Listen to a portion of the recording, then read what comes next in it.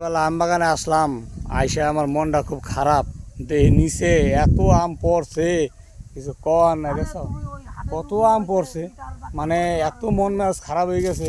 এত কষ্ট করে আমের বাগান করলাম, ইটুছি না জল দিলাম, বীজ দিলাম, সবই দিলাম। আবার একজনে ক নাই বলে নাই, ভোরবেলায় আম খাইবেন আছে। দেখছো মানুষের কথা হই না, আবার কানে একটা ফোন দিয়ে রাখছে। তাহলে এগুলো মানুষের কাম, কিছু করার নাই। খাটনি, একদিনে খাটনি, রাত্রেবেলা বৃষ্টি এসে সব দিল হালাইয়ে। এইটুকুই যে আমার আম বাগান।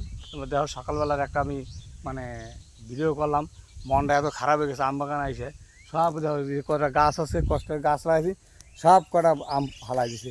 দেখো সব আম হালাইছে, দেখো সব বুড়া খালি হয়ে গেছে। প্রতিটা গাছের গোড়ায় গোড়ায় তোমাকে নিয়ে দেখাইবেন আছি। দেখো কী পরিমাণে আম পড়ছে, তাহলে একবার দেখো। এই দেখো, দেখছো কি হারে আম পড়ছে। তাহলে একদিনে বৃষ্টিতে কি না করা পারে, ঝড় বৃষ্টিতে কি না করা পারে।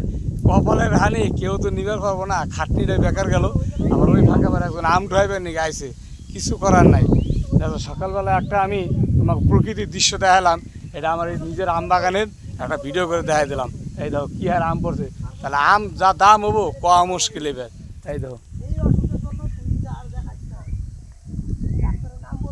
দেখছো সব আম পড়ে আছে, কিচ্ছু করার নাই। এত আম পড়ছে মানে কোয়াও যায় না, এত আম পড়ছে। তো যাক, কপালে হানি তো কেউ নিব না, যেটা ভাগ্য আছে এটা ওই বই। তো তোমরা দেখতে থাও। আমি এই যে শুভ সকালে একটা আমি আম বাগানের ভিডিও করলাম, তো তোমরা দেখো কী হারে। তাহলে রাত্রেবেলা ঝড় বৃষ্টিতে ক্ষতি হয়ে গেছে।